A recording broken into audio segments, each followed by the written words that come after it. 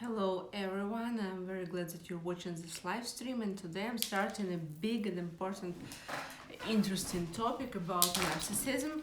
Actually, I was delaying this topic because I saw that it's pretty talked about, and there are a lot of videos about it and articles about it, and it's very popular now.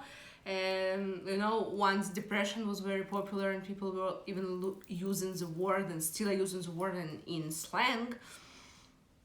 And I thought that people really do have an understanding of this topic without needing additional videos or information. But now when I'm getting lots of questions about narcissism, I decided I will do a live stream on this topic.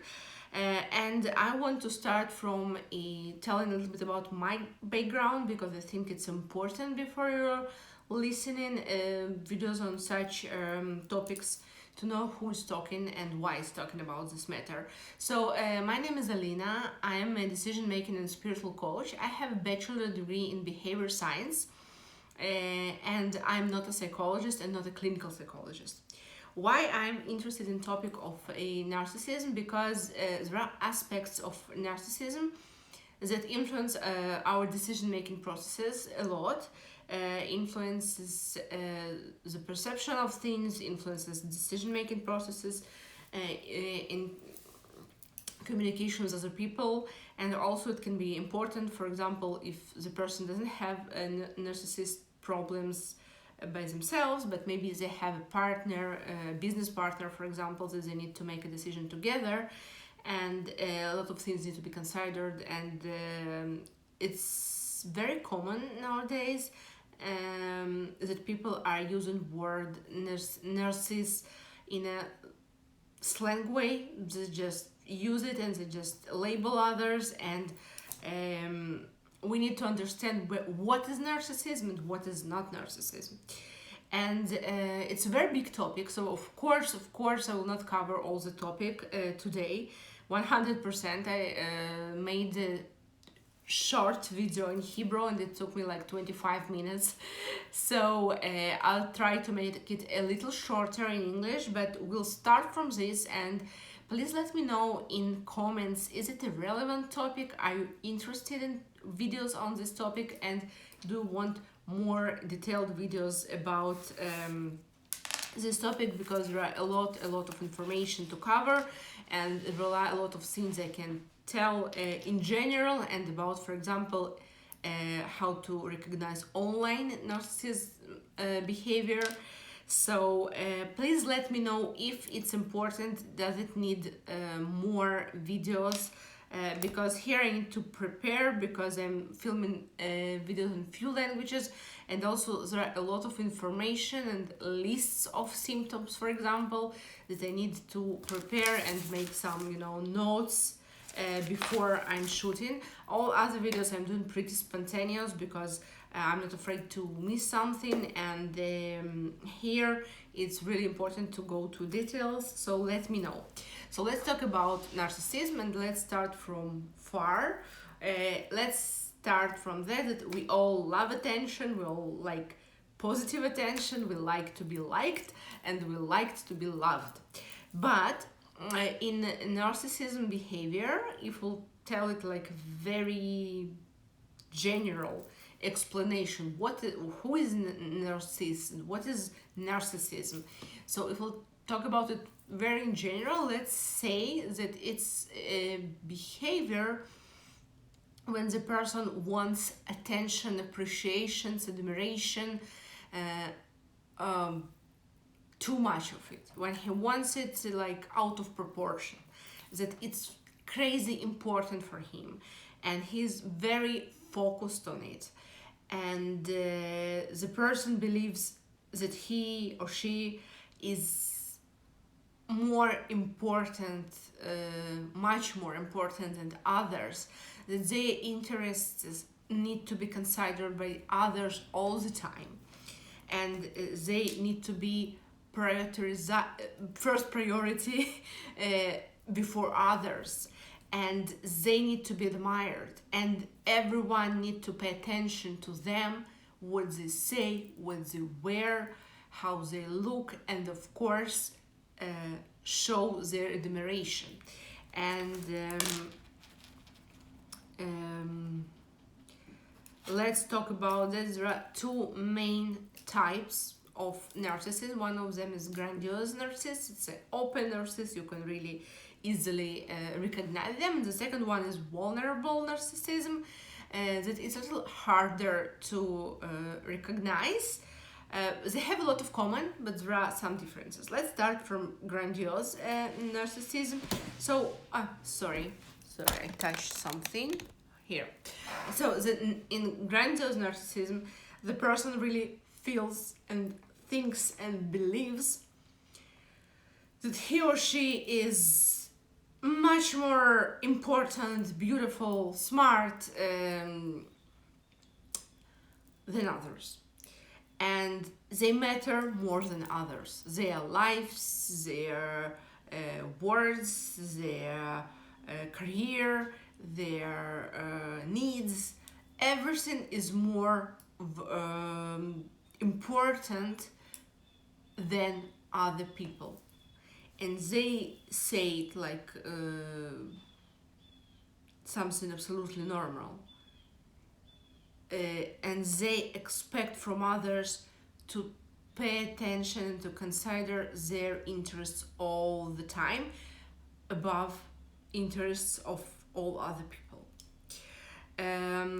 So there are some subcategories. I'll talk about them very shortly. There are sexual narcissism.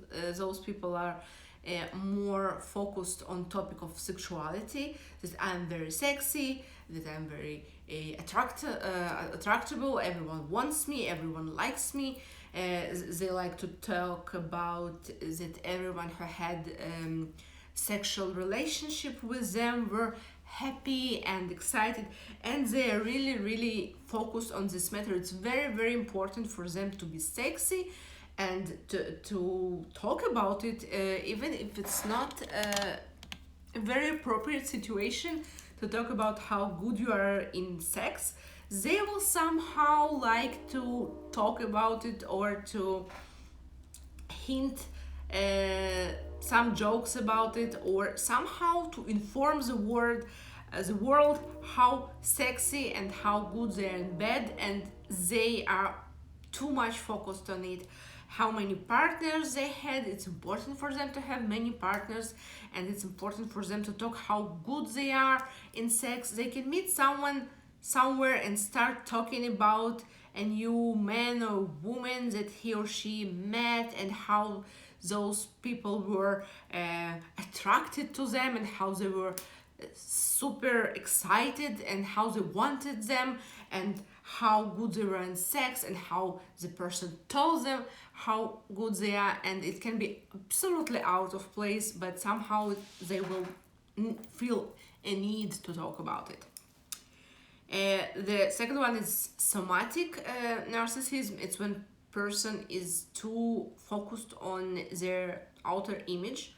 Of course, we want to be likable, and of course we sometimes do selfies and we post our pictures, and we do photo sessions with photographers, but sometimes it can be out of proportion. If you see something like more than average, that the person is trying to do photo sessions with every opportunity they have, they are asking you to make a photo of them anytime you meet. They are posting way many posts with their pictures, photo sessions, private photos, selfies.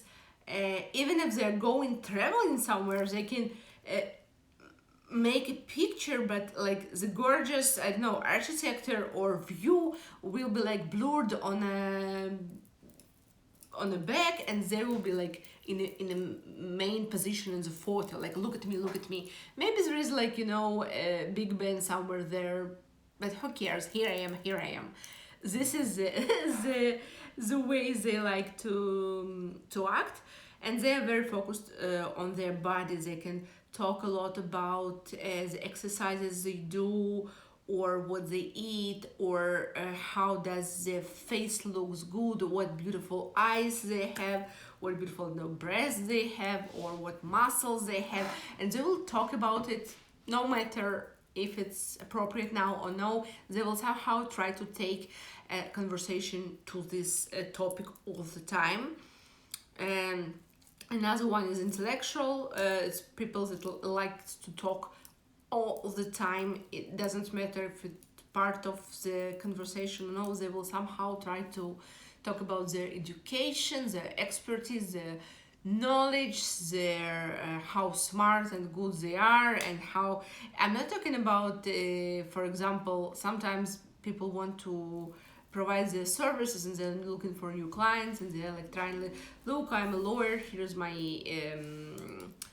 a card, you can call me, and things like that. I'm talking just about talking about education, knowledge, how smart they are, just in order to talk about it.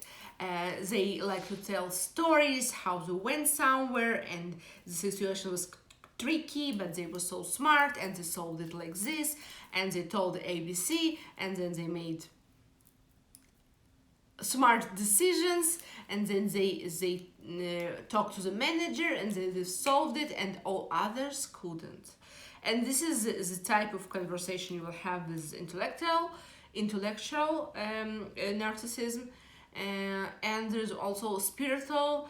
Those are people that for example are not eating something because of their face, or are fasting because of their face, or they have some rituals that they are following because of their face, and they like to talk about it all the time, and to search for special attention, special treatments, and they want to be treated in special ways. They want to everyone to know about their unique beliefs and how does it influence their life, and they want everyone to be aware of it, and also to help them to do their things.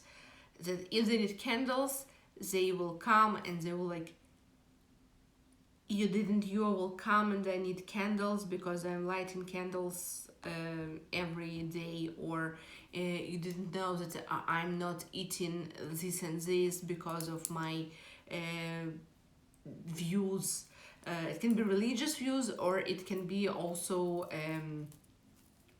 other ideology, for example, because people don't want animals to suffer and they decided to go vegan, and they want everyone to know about this life philosophy, and they want everyone to behave in the right way that they think they need to serve their interests. And there are normal and not normal narcissism. Some people have narcissism in a normal way. What I mean normal, I mean that there is no psychiatric disorder. So in order to be recognized as a psychiatric disorder, there needs to be 55% of main symptoms of narcissism behavior that person shows. If there are less than 55%, so this will be not psychiatric narcissism disorder. Okay, so let's talk about vulnerable narcissism a little bit. So vulnerable narcissism, it's very similar to grandiose, but it's very different at the same time. Because with vulnerable narcissism, the person believes that he is the most important, beautiful, great, smart, and adorable person in the world, and everyone need to know it and need to serve their interests and need to pay all their attention to them. But unlike grandiose narcissism behavior, they don't say it like in a straight way. that's why not that easy to recognize. They are trying to show themselves, sometimes shy, even sometimes very altruistic and like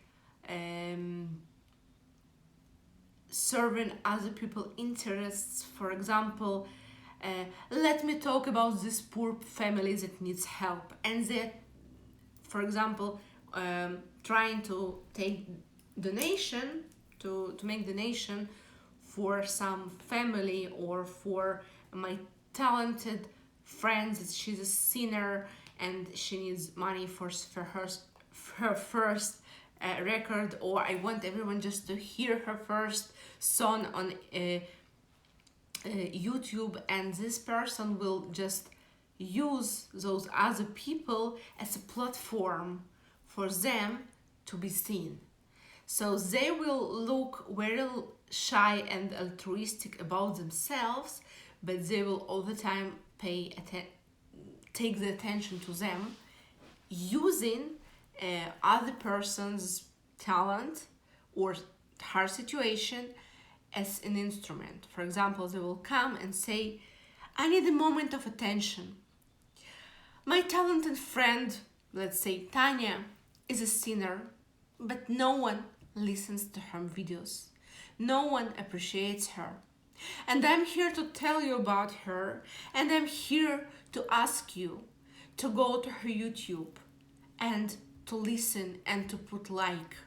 Thank you for your attention and your understanding, and I'm hoping, and you see where it goes?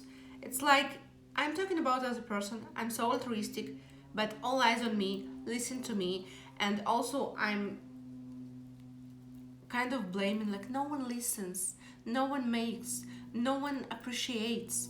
All those things are manipulative ways to make you do something and also feel uncomfortable. Or the person will say it even worse. Let's take it one more example.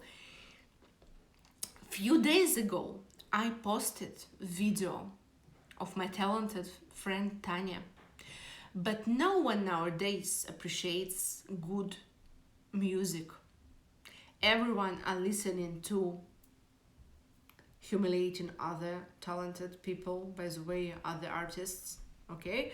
Everyone are listening to ABCD and they are less talented and they are just ABCD. Other things that they are just showing their ass or they are just undressed, and that's why everyone want to see their clips and not Tanya's, and she's so talented, blah blah blah. And they are blaming others, humiliating other artists, humiliating other people that they like to see, those undressed people, and not this talented Tanya that she's a singer. Yeah, and you see how it goes. So it looks very altruistic, but in reality it's not, because this person is taking all attention to herself or himself, blaming others, humiliating other talented people, and by the way, talking about one person that he uses as an instrument. It can be Tanya this day, tomorrow it will be someone else, tomorrow it will be John. It's not that matter. So it can look altruistic from first view, but it's not altruistic in real life. Okay, and they are blaming others that they don't give them attention. Like, oh, someone is posting her photo made by, I don't know, a photographer, and everyone are giving them so much attention, so much likes, and I don't have money for a photographer. I just made a little selfie and my friends are ignoring me. I don't see likes, I don't see appreciation, I don't see a kind word. Why it's so hard to write something kind? No one does it. Instead of just asking, like, did you saw my new picture? Can you put me a like? It will warm my heart. No, they will not say it this way. They will blame. They would blame, and you will feel tired. And this is what I want to talk about, a more holistic, energetical, new agey approach however you like to call it. So I'm decision making and spiritual coach. That's why it's important for me to look on things from a spiritual perspective also. And one of the reasons I wasn't posting about narcissism, because I deeply believe that narcissism and gaslighting are parts of more modern explanation, more modern trendy names of old-fashioned and known energetical vampirism, when someone was like a vampire but in an energetical way. It means that someone is like taking the energy from you because in a conscious or unconscious way they need to take energy from other people. It happens because they don't have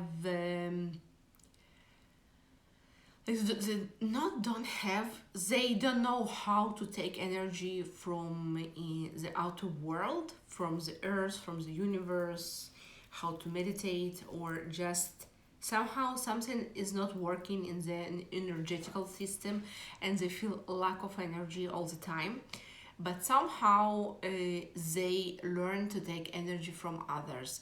So those are people that are looking for conflicts, that like to blame others, that like to stress others, and they're taking this energy to themselves. And after you talk to them, you will recognize it very easily. You will feel very tired after a very short conversation, like you worked, I don't know, for 10 hours, very hard, and you're exhausted. So this is what this kind of energetical vampirism works. Is people just taking the energy from you. And when the narcissist is blaming and like passive aggressive attacking you, that no one even saw my picture, no one even read my post, you will feel tired, so tired, and you will start explain that you didn't meant bad, you just didn't saw, you're not spending so much time on Facebook. And then you're like explaining yourself, and you're getting more and more tired. So this is what I wanted to tell about hidden narcissism. Of course, there are a lot of interesting things about online behaviors of narcissists, but this is a long topic. If it's interesting, please let me know in the comments, so I will think about future videos if it's relevant, because those videos I need to prepare myself to, because like it's a lot of little things that I need to mention and I don't want to forget something. So let me know in the comments. So what else about vulnerable narcissists I want to say today? So in vulnerable narcissism, people are feeling that they are in unique, very bad circumstances, that others need to help them, to put their interests on a front row, like to make them a priority and to take in considerations their needs first of all and before any other people. They really believe that everyone needs to understand them, their situation, and to provide them special everything. This special treatment that they are searching for, they truly believe that they need to receive. And when they are not receiving it, it makes them angry, and it makes them furious, and they see other people as their enemies. At the same time, it's very hard for them to feel empathy to others, to understand others people's needs, and to provide them help, and to let them get something that they may be very need of it. So this is very interesting. It's like double standard. For example, maybe you even don't need it that much, but if you're in narcissism, you really want to get the maximum of possible things that are available, even if you know that there is other persons that depends on this thing like very, very much. So let's talk in short before I finish this very long video. Let's talk in short about symptoms that you can pay attention that this person or maybe you have this narcissistic behavior that is not a tragedy. Lots of people have it.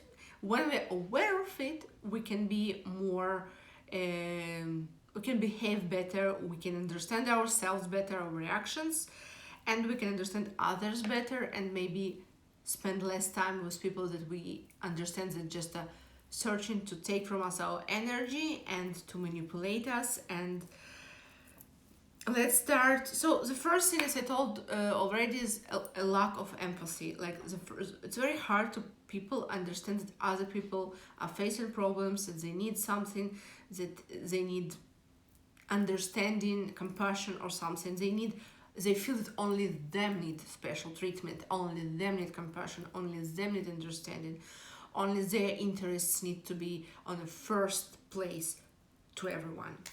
The second thing is unrealistic view of your own abilities. So if the person is narcissistic, they believe that they can do everything. Like, what's hard in these 500 pages books?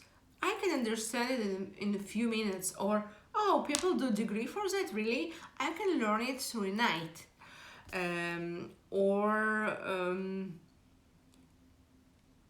Something very hard and you say, wow, you better talk to a lawyer or to accountant or to broker or to, oh, no need, I will figure it out like this.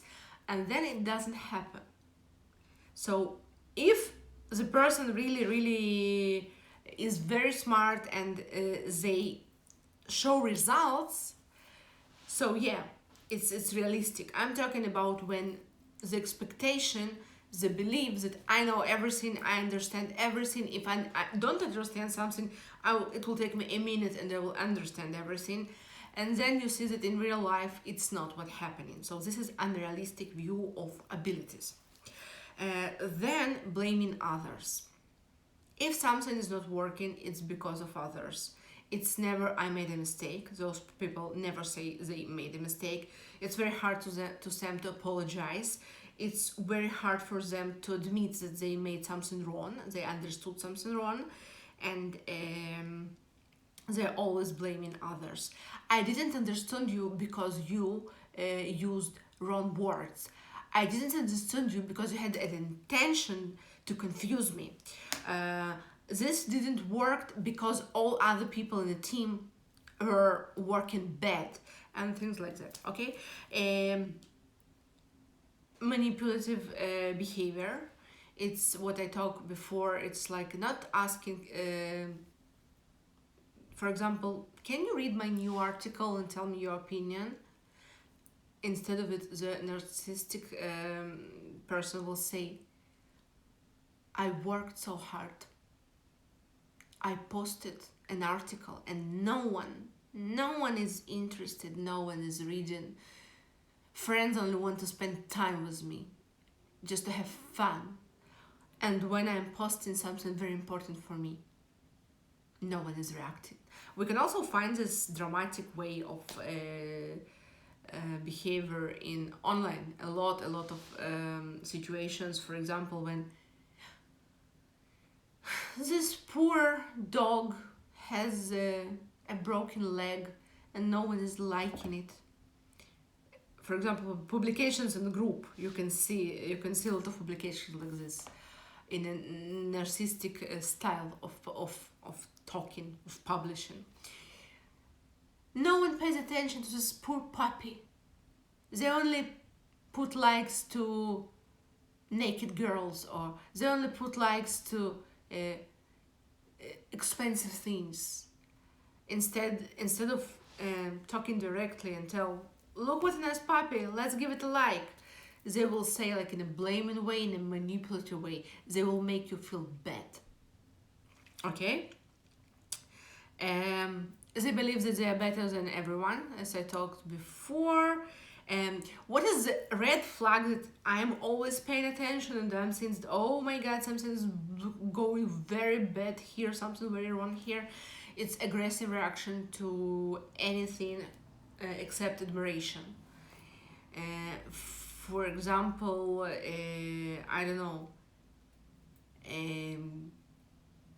someone is posting something, or so, I don't know, your friend changed the hair color and says, how do I look? And you say, wow, you look great, I like your hair, but I don't know, I like you with your red hair the most. And then the reaction is aggressive.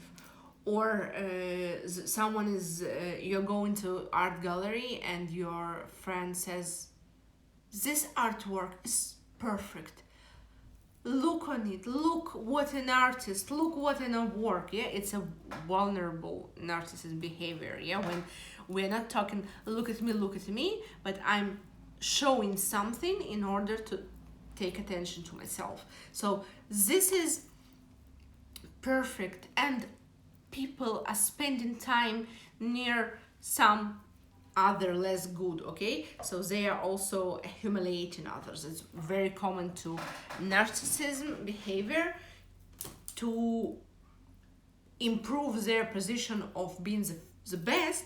They're trying to humiliate others and to like decrease their value. So they're here talking about the piece of art, so they're trying to tell that other pieces of art are less good, as the artist painted them are less talented, and this piece is the best. Okay, and then they want admiration. They want, oh wow, thank you for showing me, thank you for opening my eyes, now I see it's the most beautiful art piece in this gallery. Oh, we are so lucky we came here with you. And this is what the person is expecting. So when you say, why do you like this painting? The reaction already can be aggressive. What? You're asking? What a question! How dare you? What a lack of taste! And then you see very aggressive behavior, very aggressive reaction, and also they're trying to humiliate you, by the way. Yeah, by the way, they're trying to tell that you're not smart enough to recognize the beauty of the painting that they are talking about. Yeah, very interesting. What else I missed? Let me see. Oh, actually, I didn't miss a lot. One more thing, they're trying to spend time with less bright people. Like, they don't like successful people, they don't like bright people, extroverts, people that like to wear something, you know, bright, and to take some attention to themselves. They like people that are very calm, very shy, so they can take all the stage and all eyes will be on them all the time. Because if you have this friend with this gorgeous dress and this gorgeous makeup and this gorgeous hair, so maybe some part of her attention will go to her, and some other people will focus on her and admire her. And narcissist behavior, people that have narcissistic behavior, they don't like it. They don't want attention to go to someone else, so they will avoid those very bright, very extrovert, very interesting people, successful people, maybe people that will take a lot of attention to themselves because they have something interesting to tell, to show. Otherwise, they will partner with them very closely, that they will, because they will consciously or unconsciously know that they will get more attention to themselves if they are in this close partnership relationship with that person, with that bright person, that smart person, or that beautiful person, that popular person. They will get more attention in this partnership with that person, then they will do it by their own. Okay, I hope it's understood. And the last thing, if they're not seeing profit for themselves in being in friendship or partnership with someone very extrovert and bright, they will in general try to search for friends that are very quiet, very shy, and that they will not take attention from them. And even more, they will try to find friends that will admire them all the time. It will be like a fan club of them. And if you meet someone and you see that all their friends are like around them and there is one person like fan club, this can be a sign of a narcissist that has his team that he created for himself to prove to him or herself how great they are. Okay, and that's pretty all. Maybe I forgot something, so I will talk about it in future videos. Please let me know if it's an important and interesting topic for you. And I'll see you in my next video. Have a great day. Bye bye.